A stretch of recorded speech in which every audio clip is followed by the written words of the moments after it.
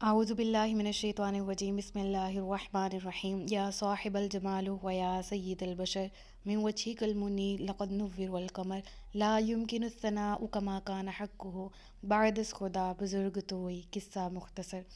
جزا اللہ عنا سیدنا و مولانا محمد صلی اللہ علیہ وآلہ وسلم ما هو اہلہ یا رب لک الحمد کما ینبغی لجلال وجہک وعظیم سلطانک رب اشرح لی صدری ویسر لی امری واحلل عقدۃ من لسانی یفقہوا قولی رب زدنی علما رب زدنی علما رب زدنی علما۔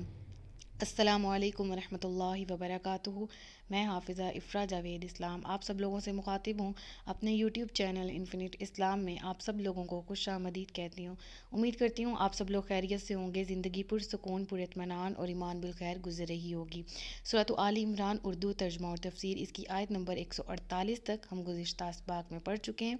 غزوہ احد کا ذکر جاری ہے اور یہیں سے آج کے رکوع کا بھی باقاعدہ آغاز کریں گے آیت نمبر 149 سے، جس میں اللہ رب العزت ارشاد فرماتا ہے، اے ایمان والو، اگر تم کافروں کے کہنے پر چلے تو وہ تمہیں الٹے پاؤں پھیر دیں گے، پھر تم نقصان اٹھا کر پلٹو گے۔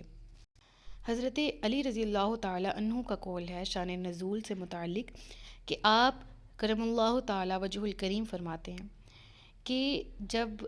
جنگ احد کے دوران، جیسا کہ ہم پہلے بھی پڑھ چکے ہیں کہ منافقین بھی تھے جو کہ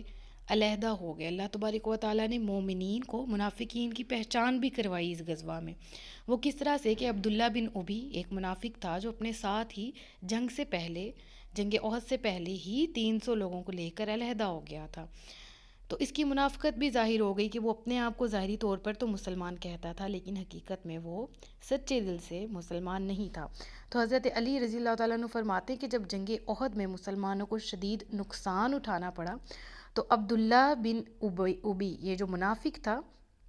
اس نے اور اس سمیت دوسرے منافقین نے مومنین سے کہا کہ اب تو تم لوگ شکست کھا چکے ہو، ایک طرح کے بہت نقصان اٹھا چکے ہو، تو ہم ابو سفیان کے پاس چلتے ہیں، ہم اسی سے پناہ لیتے ہیں کہ ہمارے جان اور ہمارے مال کو اپنی پناہ میں لے لے۔ اس کے علاوہ مسلمانوں، تم لوگوں کا میں مفہوم بتا رہی ہوں کہ تم لوگوں کا فائدہ نہیں ہونے لگا، فائدہ اسی میں ہے کہ واپس پلٹ چلو ابو سفیان کے پاس۔ میں تو پہلے ہی کہہ رہا تھا کہ حضور پرنور صلی اللہ علیہ وآلہ وسلم سچے نبی نہیں ہیں، اگر وہ سچے نبی ہوتے تو وہ جنگ میں شہید نہ کیے جاتے۔ حالانکہ یہ بھی ہم پڑھ چکے ہیں کہ جنگ میں نبی پاک صلی اللہ علیہ وآلہ وسلم کے شہید ہونے کی افواہ پھیلی تھی، نبی پاک صلی اللہ علیہ وآلہ وسلم حقیقتاً شہید نہیں ہوئے تھے۔ دوسرے منافقین بھی بولے کہ اسلام ایک عارضی چیز تھی جو آج ختم ہو گئی ہے، تو چلو پرانے بھائیوں کی طرف، پرانے دین کی طرف لوٹ چلو، ان سے گلے ملتے ہیں، ان سے سارے گلے شکوے ختم کرتے ہیں، کہتے ہیں ہم نے آپ کے ساتھ ہی رہنا ہے، اپنی عمر آپ کے ساتھ ہی گزارنی ہے۔ تو اس طرح جب منافقین مومنین کی اپنی طرف سے برین واشنگ کرنے کی کوشش کر رہے تھے، مومنین کو بھی اپنے ساتھ ہی گناہ کی دعوت دے رہے تھے، پلٹ چلنے کی، خود تو وہ تھے ہی نہیں مسلمان کبھی، لیکن جو مسلمان تھے ان کے بھی دل میں شکوک و شبہات پیدا کر رہے تھے۔ ایک اور شان نزول کے مطابق یہ بھی ہے کہ جو نئے نئے دین اسلام میں داخل ہوتے تھے، ان کے دلوں میں شکوک و شبہات ڈالنے کے لیے جو یہودی تھے مدینہ کے، وہ اس طرح کی حرکتیں کرتے تھے، اس طرح کی باتیں کرتے تھے جس سے مسلمانوں کی دل آزاری ہو۔ اس وقت یہ آیت کریمہ نازل ہوئی تھی جس میں فرمایا گیا، اے ایمان والو، اگر تم کافروں کے کہنے پر چلے تو وہ تمہیں الٹے پاؤں پھیر دیں گے۔ الٹے پاؤں پھیر دینے سے کیا مراد ہے؟ یعنی جس طرح تم نے ایمان حاصل کیا اور نور سے منور ہوئے، وہ تمہیں نور سے اندھیریوں کی طرف لے جائیں گے، تمہیں ایمان سے کفر کی طرف لے جائیں گے، پرہیزگاری سے بدکاری کی طرف پورا واپس لے جائیں گے۔ اور اسی طرح تم اب حلال پہ ہو، حلال طریقے پہ ہو، وہ تمہیں حلال سے حرام کی طرف لے جائیں گے، تم جیسے پہلے تھے اسلام قبول کرنے سے پہلے ویسے ہی ہو جاؤ گے۔ تو دیکھیں جو اس دین اسلام میں داخل ہے نا، وہ جس طرح بھی گناہ کر لے، دین اسلام اس کو خارج نہیں کرتا۔ اللہ بہت مہربان ہے، ہم گناہ کرتے ہیں، معافی مانگتے ہیں، رب معاف کر دیتا ہے۔ ہاں ایک غلطی ایسی ہے، مرتد ہو جانا، ٹھیک ہے، دانستاً مرتد ہو جانا، پھر جانا دین سے۔ اب جو دین سے پھر جاتا ہے اس کی سزا بھی دین اسلام میں بہت سخت ہے، اور دین سے پھر جانا کسی بھی صورت میں قبول نہیں ہے۔ دین اسلام میں رہتے رہتے نادانستہ طور پر جتنی بھی گناہ، جتنی بھی خطائیں ہوتی ہیں، رب العالمین کی طرف سے ان کی معافی بھی رکھی گئی ہے، اگر انسان سچے دل سے توبہ کرے۔ تو مسلمانوں کو کہا ہاں ایک غلطی تم نے نہیں کرنی، خبردار رہنا کہ اگر ان بہکانے والوں کی باتوں میں، ان چال باز یہودیوں کی باتوں میں تم آ گئے اور تم نے کفار مکہ کے سامنے کبھی ہتھیار ڈال دیے اور ان کی ماتحتی، ان کی غلامی قبول کر لی، تو یہ لوگ تمہارا کبھی بھی بھلا نہیں ہونے دیں گے، تمہیں یہ فائدے سے، نفع سے نقصان کی طرف لے جائیں گے، تمہیں آخرت کی بھلائی تمہارے ہاتھوں سے چھڑوا کر، تمہیں دنیا کو حسین کر کے دکھا کے تمہاری دنیا بھی خراب کر دیں گے، آخرت بھی برباد کر دیں گے۔ تو ایسا نہ کرنا کہ تم بھی دوسری قوموں کی طرح جو گزشتہ قومیں گزری اور وہ عذاب کی مستحق ٹھہریں، صرف اسی وجہ سے کہ انہوں نے اللہ کا انکار کیا، اس کے رسول کی تکذیب کی۔ تو اگر تم ایسا کرتے ہو تو تم بھی حقیقتاً نقصان اٹھانے والوں میں سے ہوگے، لہٰذا ان کی چالوں سے اپنے آپ کو محفوظ رکھو، کبھی بھی ان کی ماتحتی، ان کی غلامی قبول مت کرنا، کیونکہ تمہارے پاس اللہ کی مدد ہے۔ آیت نمبر 150، بلکہ اللہ ہی تمہارا مددگار ہے اور وہی سب سے بہتر مددگار ہے، یعنی رب العالمین تمہاری مدد پر قادر ہے، تمہارے ہر حال کو جانتا ہے، تمہارے آباء و اجداد کے حالات، جو آئندہ آنے والی زندگی ہے، یعنی یہ جو دنیاوی زندگی، اس کے بعد موت، پھر قبر، پھر حشر، ہر جگہ رب العالمین کی مدد ہمیں درکار ہے۔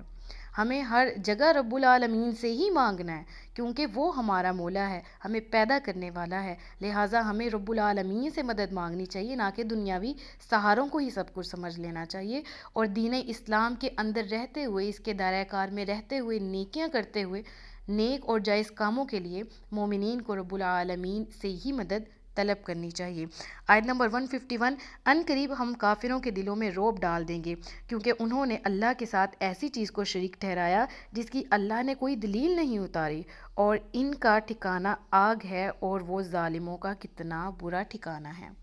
اس آیت کی شان نزول کے بارے میں بھی یہ کہا جاتا ہے، جس طرح ہم پیچھے بھی پڑھ کے آ چکے ہیں، کہ جو ابو سفیان تھا، مشرکین کا جو قافلہ تھا، اس کا سردار، ان میں سے اس نے یہ کیا کہ جنگ احد سے جب وہ کفار کے ساتھ مطلب واپس آ رہا تھا، تو اس نے کہا ہم نے بہت بڑی غلطی کی کہ ہم درخت اسلام تو کاٹ آئے ہیں، یعنی ہم نعوذ باللہ اپنی طرف سے کہ ہم نے اسلام کو بہت زیادہ بڑے اسلام کے جو جس طرح کے جنگ احد کی بات کی جائے تو حضرت حمزہ شہید ہوئے، اس طرح بہت سے صحابی جو بہت بہادر تھے شہید ہوئے، تو ہم نے جڑیں تو ابھی پھر بھی، مگر اس کی جو جڑ ہے یا تنا ہے وہ تو باقی چھوڑ رہے ہیں، یعنی باقی مسلمان، باقی صحابہ کرام، ہم نے مسلمانوں کو بہت بڑے اپنے، وہ جس طرح میں نے بتایا تھا اپنے طور پر وہ کہتے تھے کہ ہم مسلمانوں کو شکست دے کے آئے، ہم نے ان کو بہت زخم پہنچا دیے، بہت سے مسلمانوں کو شہید کر دیا، اپنی طرف سے وہ کہتے تھے کہ ہم جو باقی رہ گئے ان کو بھی قتل کر آتے ہیں۔ تو اس نے ایک اعرابی تھا، اس کے ہاتھ کچھ پیغام دے کر، مزدوری دے کر، اس کو نبی کریم صلی اللہ علیہ وسلم کی خدمت میں وہ شخص آیا، اور ابو سفیان نے بھیجا کہ کہہ دینا ہم پھر آ رہے ہیں، وہ سنبھل جائیں۔ نبی کریم صلی اللہ علیہ وسلم نے اس پیغام کو سنتے ہی صحابیوں کو، جتنے بھی صحابہ کرام تھے، ان کو حکم دیا کہ چلو دوبارہ سے جنگ کی تیاری کرو۔ تو یہ حضرات تمام کے تمام جو زخموں کی حالت میں تھے، زخموں پر پٹیاں باندھے ہوئے تھے، تمام پھر جنگ کے لیے نکل پڑے، ابو سفیان کے مقابلے کے لیے نکل پڑے۔ تو ایک منزل تھی، ایک مقام تھا، اس کا نام تھا حمراء الاسد، ٹھیک ہے، اس جگہ پہنچ گئے مسلمان، لیکن کفار کا ابھی تک کہیں اتا پتہ نہیں تھا۔ اس وقت یہ آیت کریمہ نازل ہوئی تھی، جس میں پھر فرمایا گیا کہ گھبراؤ نہیں، وہ تمہارے مقابلے میں نہیں آ سکیں گے۔ چنانچہ ایسا ہی ہوا تھا کہ ابو سفیان اور اس کے جو ساتھی تھے، ان کے تمام کے دلوں میں مسلمانوں کا ایسا رعب، ایسی ہیبت چھا گئی کہ وہ دوبارہ مدینہ کا رخ نہ کر سکے۔ تو یہ شان نزول تھا، اس کے متعلق روایات آتی ہیں کہ تب ہی آیت کریمہ نازل ہوئی تھی۔ اور ایک اور مفسرین کا ایک چھوٹا سا قول ہے، میں چھوٹا سا اس لیے کہہ رہی ہوں کہ اس کے بارے میں مطلب مکمل دلائل نہیں ہے، قوی قول جو ابھی میں نے بیان کی ہے وہی ہے کہ بعض مفسرین کا خیال یہ ہے کہ یہ غزوہ جنگ احزاب، یعنی غزوہ خندق بھی اس کو کہا جاتا ہے، اس موقع پر یہ آیت نازل ہوئی تھی۔ اور بعض لوگوں، اور جو پہلا قول ہے وہ قوی ہے، وہ جمہور علماء کرام کے نزدیک یہی قول ہے کہ جب ابو سفیان نے مدینہ پر دوبارہ حملہ کرنے کی کوشش کی تھی، تب رب العالمین نے یہ آیت نازل کی اور فرمایا ان قریب ہم کافروں کے دلوں میں رعب ڈال دیں گے، کیونکہ انہوں نے اللہ کے ساتھ ایسی چیز کو شریک ٹھہرایا جس کی اللہ نے کوئی دلیل نہیں اتاری۔ اس سے کیا مراد ہے؟ یعنی اللہ کے علاوہ جن کو بھی معبود سمجھتے ہیں، مشرکین بتوں کی عبادت کرتے ہیں، تو رب العالمین نے تو کوئی حکم نہیں دیا ان کو کہ ان مشرکین کی، ان بتوں کی عبادت کرو اور مشرک بن جاؤ، بالکل بھی اللہ کی طرف سے ایسا حکم نازل نہیں ہوا۔ تو یہ جو مسلمانوں کو نقصان پہنچانے آئے ہیں، ان کے دل رعب اور ہیبت سے بھر جائیں گے مسلمانوں کی، اور یہ ہمت ہی نہیں کر پائیں گے مسلمانوں پر حملہ کرنے کی۔ آیت نمبر 152 ہے، وَلَقَدْ صَدَقَكُمُ اللَّهُ وَعْدَهُ إِذْ تَحُسُّونَهُم بِإِذْنِهِ حَتَّى إِذَا فَشِلْتُمْ وَتَنَازَعْتُمْ فِي الْأَمْرِ وَعَصَيْتُمْ مِنْ بَعْدِ مَا أَرَاكُمْ مَا تُحِبُّونَ مِنْكُمْ مَنْ يُرِيدُ الدُّنْيَا وَمِنْكُمْ مَنْ يُرِيدُ الْآخِرَةَ ثُمَّ صَرَفَكُمْ عَنْهُمْ لِيَبْتَلِيَكُمْ وَلَقَدْ عَفَا عَنْكُمْ وَاللَّهُ ذُو فَضْلٍ عَلَى الْمُؤْمِنِينَ۔ ترجمہ ہے، اور بے شک اللہ نے تمہیں اپنا وعدہ سچا کر دکھایا جب تم اس کے حکم سے کافروں کو قتل کر رہے تھے، یہاں تک کہ جب تم نے بزدلی دکھائی اور حکم میں آپس میں اختلاف کیا تو تم نے اس کے بعد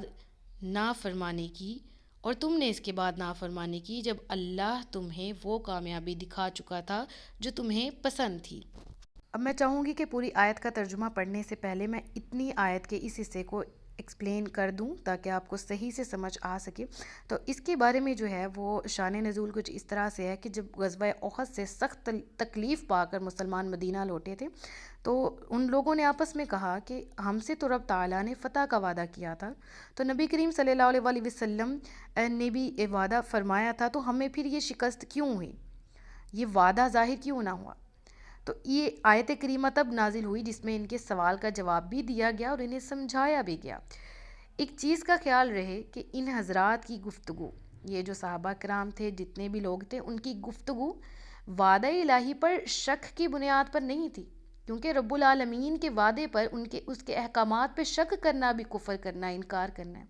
لیکن انہوں نے شک نہیں کیا، بلکہ یہ اپنی کوتاہیوں میں غور و خوض کرنے کے لیے، اپنی کوتاہیوں پہ تفکر کرنے کے لیے، فکر کرنے کے لیے کہ ہم سے ایسا کیا قصور ہو گیا جس کی وجہ سے یہ وعدے کا ظہور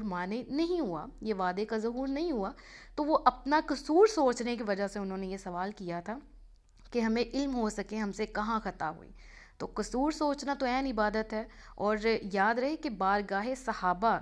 رضی اللہ تعالیٰ علیہم اجمعین تمام کا ادب، بارگاہ صحابہ کا ادب بھی بہت ضروری ہے، لہٰذا ان کی طرف اس طرح کی نسبت نہ کی جائے کہ انہوں نے یہ سوال کس بنیاد پہ کیا تھا، انہوں نے بس اپنا قصور جاننے کے لیے یہ سوال کیا تھا۔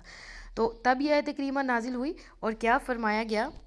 کہ جو لوگ مسلمانوں کے دلوں میں یہ شکوک و شبہات ڈال رہے ہیں کہ اب تم لوگوں کی کہاں گئی فتح، کہاں تم لوگوں کو جو بڑے تم شوق سے جہاد میں آئے تھے اور کس طرح تم لوگوں نے نقصان اٹھایا، تم لوگوں سے تو فتح کا وعدہ بھی تھا، تو مسلمانوں کو یہاں پر تسلی دی گئی، سمجھایا گیا اور جواب بھی دیا گیا ان کے سوال کا کہ واقعات احد کو دیکھ کر کبھی یہ خیال نہ کرنا، نہ کسی ایسے شخص کی کوئی اس طرح کی بکواس پہ دھیان دینا کہ رب تعالیٰ عز و جل اور نبی پاک صلی اللہ علیہ وسلم نے اپنا وعدہ سچا نہیں کیا۔ حالانکہ دیکھا جائے میدان احد کے اول واقعات کو دیکھا جائے تو اللہ فرماتا ہے کہ تم فتح پا چکے تھے، کفار میدان چھوڑ کے جا چکے تھے، اور رب تعالیٰ کے فضل و کرم سے تم نے انہیں خوب قتل کیا تھا اور خوب زخمی کیا تھا، حتیٰ کہ وہ بھاگ رہے تھے اور تم ان کے تعاقب میں تھے، لیکن پھر اچانک جنگ کا نقشہ جو ہے وہ بدل گیا۔ کس طرح سے؟ جس طرح سے عبداللہ بن جبیر رضی اللہ تعالیٰ عنہ، جبیر اگر میں صحیح بیان کر رہی ہوں دونوں طرح سے، تو ان کے ساتھ کچھ صحابہ کرام کو، 50 صحابہ کرام کو اس درے پر غزوہ احد میں، پہاڑ احد کے ایک دامن میں ان کو مختص کیا گیا تھا کہ یہاں سے اپنی جگہ نہیں چھوڑنی۔ تو جنگ کا نقشہ ہی ویسے بدلا کہ بعض لوگوں میں سے، یعنی وہ جو درہ والے لوگ تھے، انہوں نے بزدلی دکھائی اس طرح سے کہ دل میں مال غنیمت کی محبت ایک دم سے آ گئی کہ جو مسلمان مال غنیمت لے رہے تھے ان کی مدد کرنے کے لیے وہ اترنا شروع ہو گئے۔ تو ان کے امیر نے، حضرت عبداللہ نے، انہیں روکا بھی، انہیں منع بھی فرمایا کہ درہ مت چھوڑو، کیونکہ نبی کریم صلی اللہ علیہ وسلم کے حکم کا ہمیں انتظار کرنا ہے۔ لیکن انہوں نے وہ درہ چھوڑ دیا، اپنے امیر کی بات بھی نہیں مانی اور وہ درہ سے ہٹ گئے۔ تو جس کے سبب یہ سب کچھ ہوا کہ کفار نے دوبارہ سے حملہ کر دیا، اور اسلام جو مسلمان فتح پا چکے تھے اور کفار کو شکست دے چکے تھے، وہ غنیمت کا حصول کرنے کے لیے، غنیمت کو حاصل کرنے کے لیے، اور سب کچھ رب العالمین فرماتا ہے کہ تم نے جو کیا وہ میں نے تمہاری آنکھوں کو دکھایا یہ سارا کا سارا، تاکہ درہ والوں کی غلطی کا انجام سب لوگوں کو، درہ والوں کو بھی دیکھنا پڑے کہ کس طرح نبی پاک صلی اللہ علیہ وسلم کے حکم کی اطاعت ہی لازم ہوتی ہے، کہ کفار نے پیچھے سے حملہ کر دیا اور جنگ کا رخ بدل گیا، جو مسلمان بھگا رہے تھے خود بھاگ پڑے۔ اس طرح یہ ہوا نا کہ تمام، رب العالمین فرماتے ہیں کہ جس طرح انہوں نے پیچھے سے حملہ کیا، اپنی طرف سے ہم لوگ جنگ جیت چکے تھے مسلمان، لیکن ان کے دوبارہ حملہ کرنے کا مقصد، سبب یہ تھا کہ درہ خالی تھا۔ تو یہ سارا کچھ اللہ تبارک و تعالیٰ نے اس وجہ سے تمہیں دکھایا، رب العالمین فرما رہا ہے کہ یہ سب کچھ اس لیے ہوا تاکہ رب تمہیں جان لے، تمہیں جانچ لے، تمہاری چھانٹ کر لے، جس کے ذریعے سے اللہ تبارک و تعالیٰ تمہارے درجات بلند کرے۔ تم سے جو کچھ بھی ہو گیا ہے، تمہاری غلطیوں کا، جس طرح سے پھر مسلمانوں نے دوبارہ سے کم بیک کیا اس جنگ کے اندر، اور پھر تمام دوبارہ سے اٹھے اپنے زخموں کے ساتھ، اپنے زخمی بدن کے ساتھ، اور پھر وہ بارگاہ رسالت صلی اللہ علیہ وسلم کا ادب ملحوظ خاطر رکھتے ہوئے اللہ تبارک و تعالیٰ کی رضا کے لیے دوبارہ سے جنگ میں گئے، اور کس طرح کفار کو جہنم واصل کیا۔ تو رب العالمین فرماتا ہے کہ میں نے تمہاری وہ جو پچھلی گزشتہ غلطی ہوئی تھی تم سے درہ چھوڑ کر آنے کی، میں نے وہ بھی معاف فرما دی۔ ہاں، میں نے تمہیں یہ سب کچھ اسی وجہ سے دکھایا کہ جنگ میں ثابت قدم رہنا ہوتا ہے، جنگ میں اپنے امیر کی بات ماننا ہوتی ہے، جنگ میں ایک حکمت عملی ہوتی ہے، اور سب سے بڑھ کر رسول اللہ صلی اللہ علیہ وسلم کی اطاعت ہی سب کچھ ہے، کہ رسول اللہ کی اطاعت کے بغیر کوئی بھی دنیاوی یا دینی کام نہیں ہو سکتا۔ دنیاوی کام بھی ہیں، ان میں بھی سنت پر عمل کیا جائے، دینی کام میں تو اوبویسلی اللہ تبارک و تعالیٰ کی کتاب قرآن کریم اور نبی پاک صلی اللہ علیہ وسلم کی سنت ہی ہمیں بچا سکتی ہے، ہمیں جہنم کی آگ سے بچا سکتی ہے، اور ہمیں فلاح کی طرف لے جانے کے لیے یہ دونوں چیزوں کا ساتھ ہونا ضروری ہے۔ تو ایک دفعہ ترجمہ دوبارہ پڑھ لیتے ہیں۔ اور بے شک اللہ نے تمہیں اپنا وعدہ سچا کر دکھایا جب تم اس کے حکم سے کافروں کو قتل کر رہے تھے، یعنی فتح تو مل گئی تھی، رب کی طرف سے وعدہ تو سچا ہو گیا تھا، یہاں تک کہ جب تم نے بزدلی دکھائی اور حکم میں آپس میں اختلاف کیا۔ حکم کیا تھا کہ درہ نہیں چھوڑنا، بزدلی کس طرح سے دکھائی کہ بعض صحابہ نے 8 درہ پر باقی رہ گئے، باقی سب نیچے اتر کر آ گئے۔ پھر اور تم اس کے بعد نافرمانی کی، یعنی نبی پاک صلی اللہ علیہ وسلم کے حکم کی نافرمانی ہوئی، جب اللہ تمہیں وہ کامیابی دکھا چکا تھا جو تمہیں پسند آئی تھی، یعنی فتح مسلمانوں کی تھی، مسلمان فتح کا جشن منانے کے لیے بہت جلدی کی اور وہ درہ چھوڑ کر آ گئے۔ فتح اپنی طرف سے وہ سمجھے تھے ہمیں حاصل ہو گئی، اور کفار نے بھی شکست کھا کر جو پلٹ چکے تھے، انہوں نے جب وہ خالی درہ دیکھا دوبارہ سے حملہ کر دیا۔ یہ اس واقعے کا ذکر ہے۔ پھر اس نے تمہارا منہ ان سے پھیر دیا تاکہ تمہیں آزمائے، اور بے شک، اچھا اوپر ایک آیت ابھی چھوٹ گئی میرے سے، یہاں سے تم میں کوئی دنیا کا طلبگار ہے اور تم میں کوئی آخرت کا طلبگار ہے، پھر اس نے تمہارا منہ ان سے پھیر دیا تاکہ تمہیں آزمائے، اور بے شک اس نے تمہیں معاف فرما دیا، اور اللہ مسلمانوں پر بڑا فضل فرمانے والا ہے۔ بے شک رب العالمین کا سب سے بڑا فضل ہے کہ وہ گناہوں کو معاف کر دینے والا، وہ غلطیوں کو درگزر کر دینے والا۔ ہاں یہ ہے کہ نیت سچی ہو، دوبارہ نہ دہرانے کا، نہ کرنے کا عہد ہو غلطی کو کہ نہیں کبھی کرنی، نیت توبہ کی سچی ہو کہ آئندہ ہمیشہ بچ کے رہنا ہے اور رب کو راضی کرنا ہے، تو بلا شبہ رب العالمین کی مدد ساتھ ہوتی ہے اور وہ معاف فرما دیتا ہے۔ اس جنگ کا ذکر جاری و ساری ہے، انشاءاللہ باقی کا ایک آیت یہ والی ایڈ کر کے تو پھر اگلے لیکچر میں باقی کا ذکر کریں گے۔ جب تم منہ اٹھائے چلے جا رہے تھے اور کسی کو پیچھے مڑ کر بھی نہ دیکھتے تھے، اور تمہارے پیچھے رہ جانے والی دوسری جماعت ہمارے رسول تمہیں پکار رہے تھے، دوسری جماعت میں ہمارے رسول تمہیں پکار رہے تھے، تو اللہ نے تمہیں غم کے بدلے غم دیا، اور معافی اس لیے سنا دی تاکہ جو تمہارے ہاتھ سے نکل گیا تو اس پر غم نہ کرو، اور نہ ہی اس تکلیف پر جو تمہیں پہنچی ہے، اور اللہ تمہارے اعمال سے خبردار ہے۔ یعنی کہ یہاں پر پھر وہی جنگ احد کا سارا پس منظر ہے کہ جس طرح قدم اکھڑ جانے کی صورت میں تمام دوڑے چلے جا رہے تھے، کسی کو پیٹ پھیر کر بھی نہیں دیکھ رہے تھے مسلمان، حالانکہ کیفیت یہ تھی کہ نبی پاک صلی اللہ علیہ وسلم بھی اس جماعت میں موجود تھے، اور خود بذات خود وہ تشریف فرما تھے، اور پیچھے تمہیں پکار رہے تھے کہ اللہ کے بندوں کہاں جاتے ہو، ارے میں یہ ہوں، میرے پاس آ جاؤ، لیکن تم کچھ سن ہی نہیں رہے تھے۔ اس طرح تھا کہ جب مسلمانوں کو پتہ لگا نبی پاک صلی اللہ علیہ وسلم اس دنیا مبارک میں نہیں ہے، شہید ہو چکے ہیں، ظاہری طور پر موجود نہیں ہے نبی پاک صلی اللہ علیہ وآلہ وسلم، اور یہ کہ جب درہ سے کے پیچھے سے دوبارہ حملہ ہو گیا تھا تو ایک دم بگدڑ مچ گئی تھی مسلمانوں میں، اور اس وقت اللہ تعالیٰ نے یہ آیت کریمہ نازل فرمائی، اور یہ ذکر ہے اس آیت کریمہ میں کہ جب میدان احد میں اللہ تعالیٰ نے تمہیں پھر اس وجہ سے غم پر غم دیا. غم پر غم سے کیا مراد ہے؟ یعنی آئی ہوئی جو مال غنیمت تھا وہ ہاتھ سے دوبارہ نکل گیا، جو حاصل شدہ فتح تھی وہ جاتی رہی، تو غم تو ہے ہی ہے عزیزوں کے قتل ہونے پر، اپنے زخمی ہونے پر. سب سے بڑھ کر جو ایک شہادت کی خبر تھی نبی پاک صلی اللہ علیہ وآلہ وسلم کی، اس کا غم تمہیں دیا. اور یہ تمام غم اور تکلیف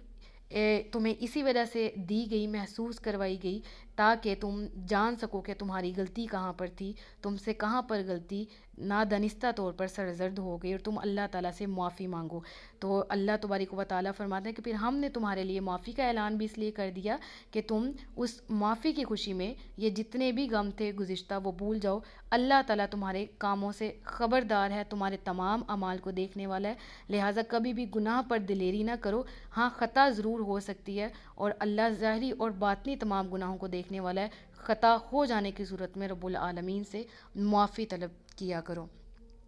صدق اللہ العلی العظیم و صدق رسولہ النبی الکریم و نحن علی ذلک من الشاہدین والشاکرین وما علینا الا البلاغ المبین. سچ فرمایا اللہ نے جو عظمت والا ہے. باقی کا ذکر انشاءاللہ عز و جل اگلے لیکچر میں کریں گے. یہ اب تک کے لیے اتنا ہی. مجھے دعاؤں میں یاد رکھیے گا، اپنا خیال رکھیے گا، اپنے سے زیادہ دوسروں کا. تاجدار ختم نبوت زندہ باد، پاکستان ہمیشہ زندہ باد. السلام علیکم ورحمۃ اللہ وبرکاتہ.